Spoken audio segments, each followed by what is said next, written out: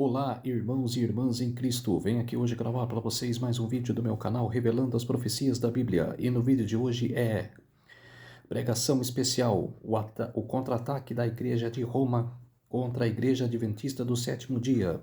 Vou mostrar o áudio para vocês do que o rapaz fala, né, o rapaz vai falar sobre esse ataque e eu preciso da ajuda de vocês para se inscreverem no meu canal Revelando as Profecias da Bíblia. Deixe seu like, ative os sininhos de notificações para receberem o meu vídeo.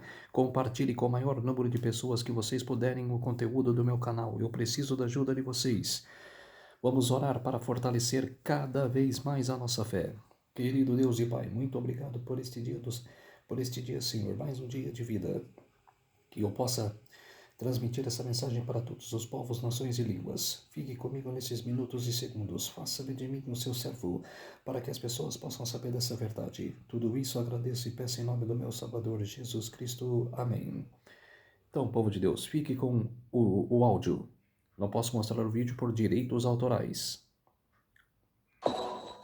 Como reagiria uma igreja milenar, com quase 2000 anos de atividade, às denúncias de suas obras feitas por uma igreja que não tem nem 200 anos?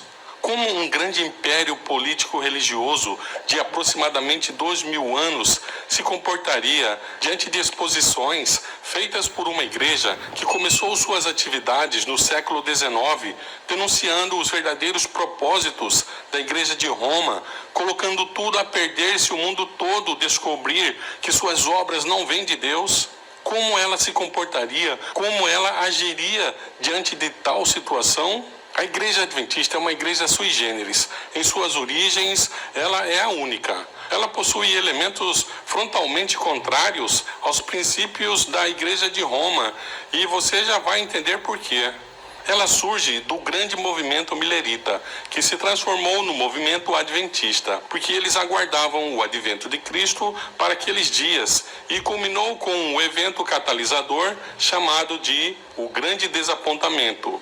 Esse evento só ocorreu porque a previsão que eles esperavam não se concretizou, a volta de Cristo. Esse movimento possuía crentes de todas as religiões cristãs que haviam na época, e foi um fenômeno de grande reavivamento que mexeu com todos os crentes fervorosos que estavam espalhados por todas as denominações existentes ali. Os que aderiam a esse movimento eram expulsos de suas igrejas. Ellen White, por exemplo, era da igreja metodista, e o dia do seu desligamento saíram 300 pessoas da sua igreja, com Ellen White, que na época ainda era Harman, com todos os membros de sua família. Após o movimento da Reforma Protestante, as verdades que haviam sido suprimidas e sufocadas no período do Cavalo Preto, no terceiro selo, o tempo em que o paganismo infiltrou-se na Igreja de Cristo, a Bíblia chama esse período de a Grande Apostasia, denunciada pelo apóstolo Paulo na segunda carta aos Tessalonicenses, com o aparecimento do homem do pecado, o filho da perdição, um tempo de densas trevas, no qual verdades como o sábado, a crença no real estado dos mortos, isto é, o homem não é imortal, a obediência aos mandamentos de Deus, a condenação da idolatria, a supressão da palavra de Deus, dentre outras, foram gradualmente substituídas por fábulas e tradições humanas, mas que com a reforma, a invenção da imprensa e outros fatores, essas verdades foram sendo redescobertas. Após séculos de corrupção, perseguição e trevas morais, o homem comum começou a ter acesso à palavra de Deus e a descobrir crenças que estavam sendo escondidas pela igreja, que só celebrava a missa em latim e vedava o franco acesso à Bíblia ao povo comum. Ao descobrir que estavam sendo impedidos de ler a Bíblia porque ela continha verdades que denunciavam a corrupção e desmandos da Igreja de Roma, as pessoas começaram a se desvincular da igreja e a pregar as verdades que haviam sido descobertas. Essas pessoas estavam espalhadas e não havia uma só igreja que fosse única e fizesse frente à Igreja de Roma. As verdades estavam espalhadas nas diversas corporações religiosas existentes. Assim, O batismo de pessoas adultas e não de bebês estavam com os batistas, o sábado com os batistas do sétimo dia, o cuidado com o corpo como o templo do Espírito Santo com os metodistas, o fato de a congregação poder decidir no que deve acreditar ou não, e não o Estado, estava com os congregacionalistas e etc. Então essas pessoas que não acreditavam nas doutrinas da Igreja Madre e estavam reunidas em várias igrejas, elas eram perseguidas, mortas pela Igreja de Roma. E então, para fugir da perseguição, esses cristãos decidiram sair da Europa e migraram para o novo continente, uma terra recém-descoberta, a América do Norte.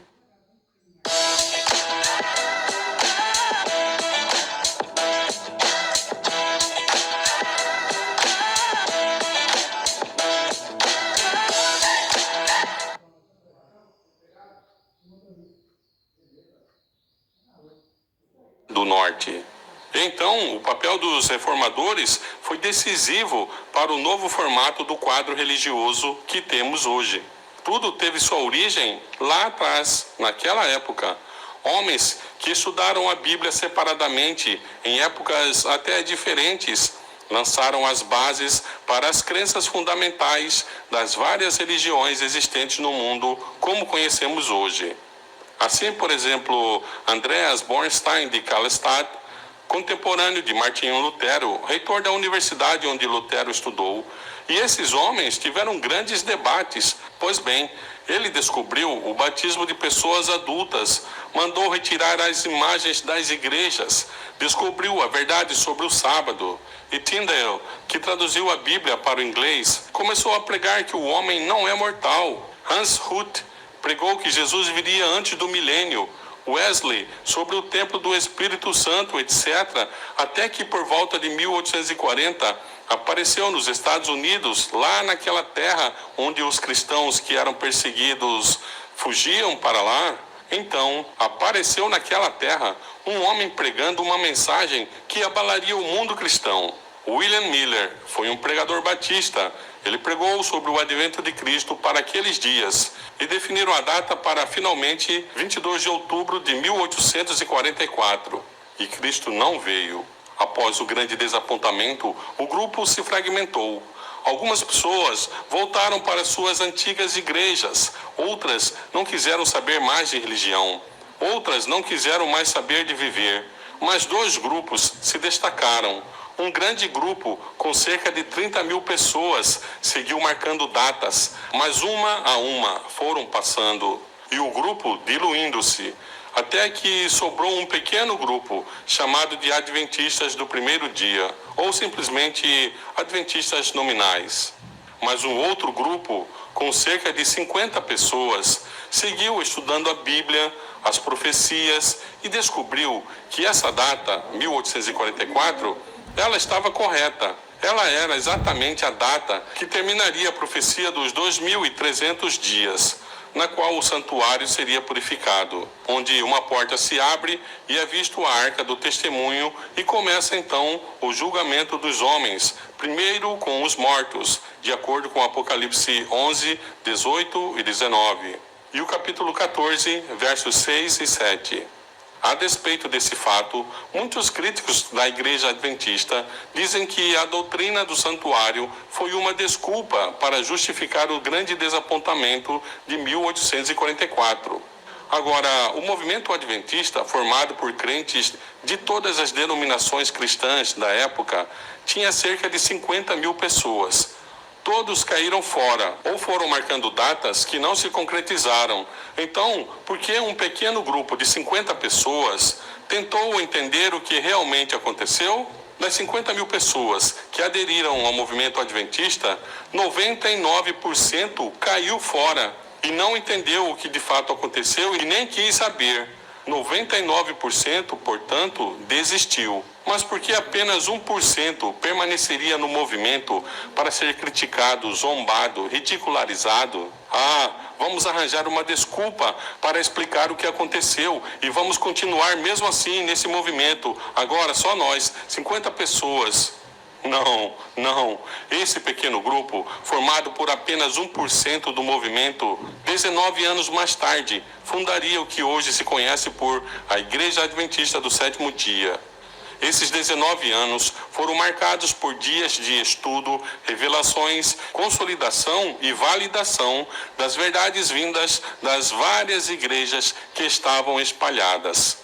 O movimento adventista foi um catalisador que uniu todas as verdades que haviam sido redescobertas, mas estavam espalhadas nas várias igrejas. E o movimento reuniu crentes de todas essas denominações e eles levaram consigo essas crenças que foram as bases do corpo de doutrina da Igreja Adventista do Sétimo Dia, após análise e conferência para ver se estavam de acordo com a Bíblia. Assim, elas foram consolidadas, passaram pelo crivo e foram consolidadas.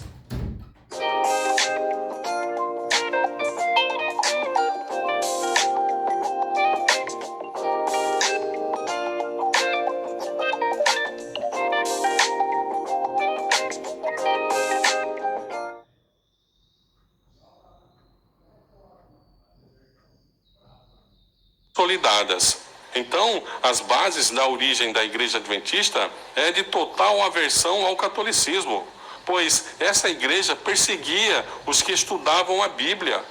As crenças que fazem parte do credo da Igreja Adventista hoje foram outrora condenadas. Homens perderam a vida por guardar o sábado, por acreditar que o homem não vive para sempre. Crenças que hoje seguimos livremente custaram a vida de muitos reformadores. Então, a Igreja Adventista, desde sua origem, não compactua com a Igreja de Roma, não tem nada a ver com ela. E vem denunciando o homem do pecado, a grande meretriz, a mulher que está sentada na besta, a igreja que é, ao mesmo tempo, Estado e igreja. Agora, sabendo que a Igreja Católica não muda, o que muda nela são os métodos de abordagem, a administração da situação, etc. Mas o objetivo, os fundamentos continuam os mesmos. Então, sabendo que essa igreja não muda, será que ela ficaria parada, sem fazer nada contra a igreja que denuncia suas obras?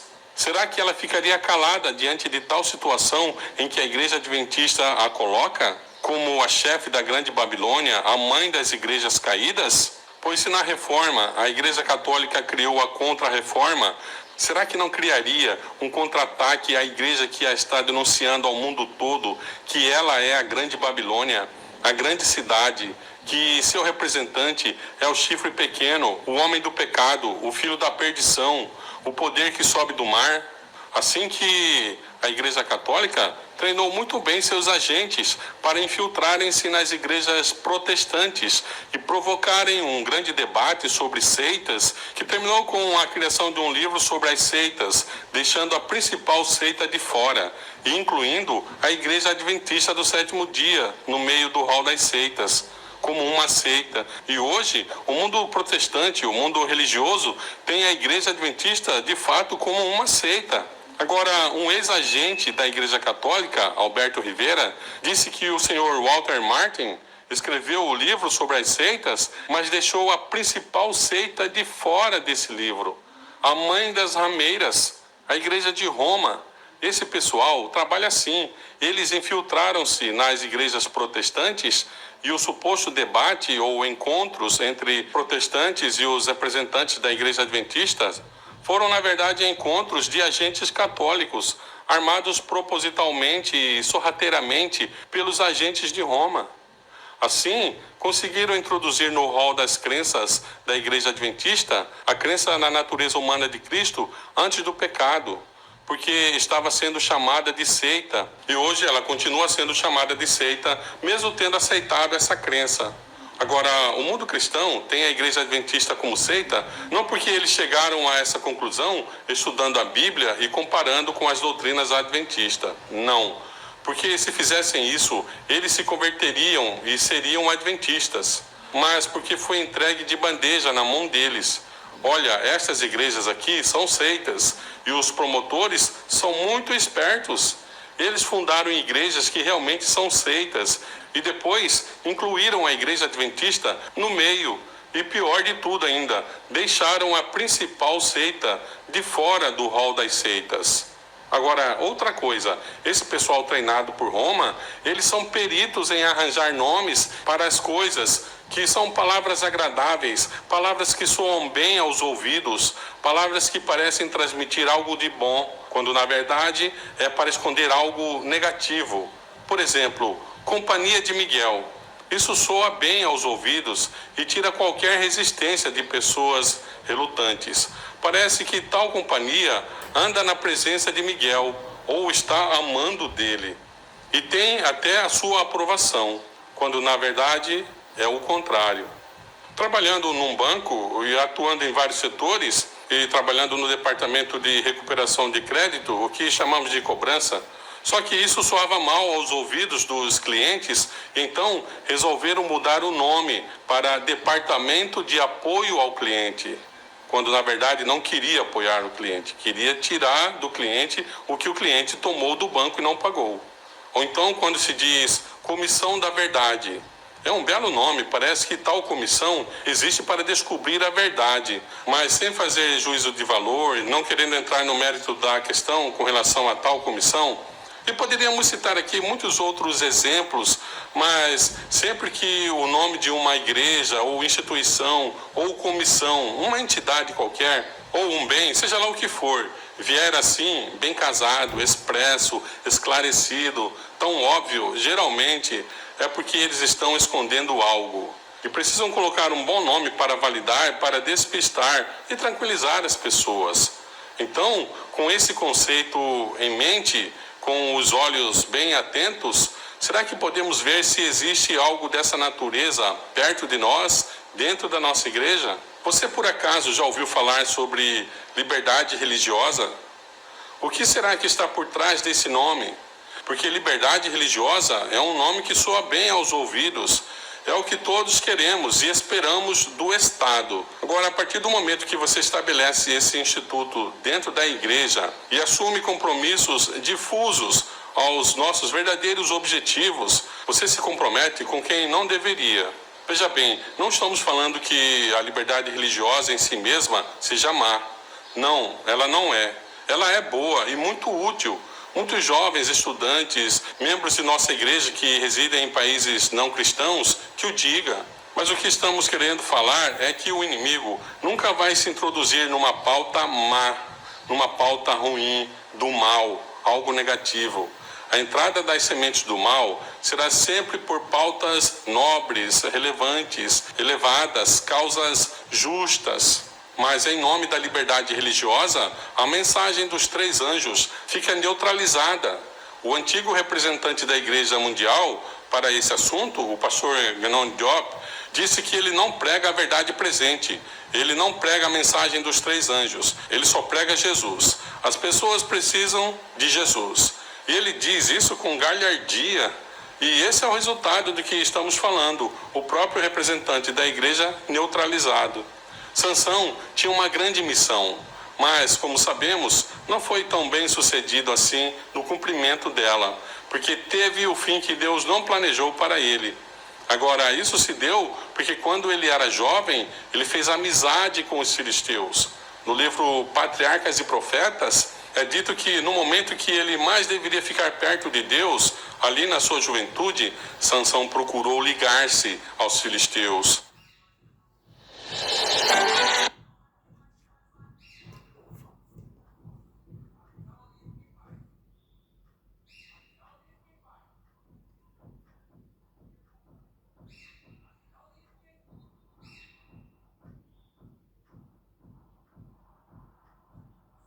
O pressuposto fundamental da liberdade religiosa é não atacar a religião do outro, porque o outro é livre para escolher no que acreditar. Só assim para ter convivência em paz e tolerância.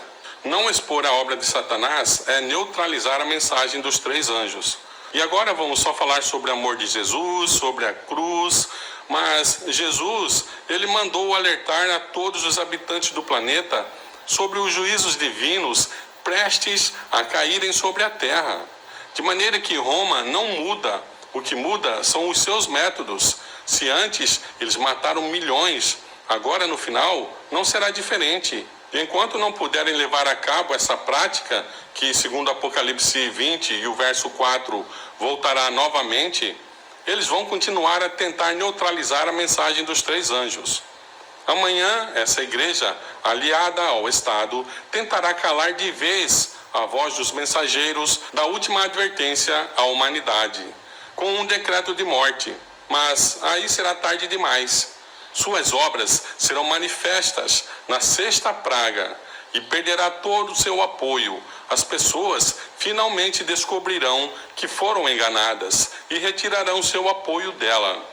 Os reis da terra descobrirão que foram usados por esse poder, mas aí já será tarde demais. Com suas feitiçarias, seus encantamentos, seus enganos, com seu vinho, embriagou todas as nações, mas finalmente ficará só e não terá quem a socorra. O Senhor te abençoe e te guarde. O Senhor faça resplandecer o seu rosto sobre ti e tenha misericórdia de ti. O Senhor levante o seu rosto sobre ti e te dê a paz.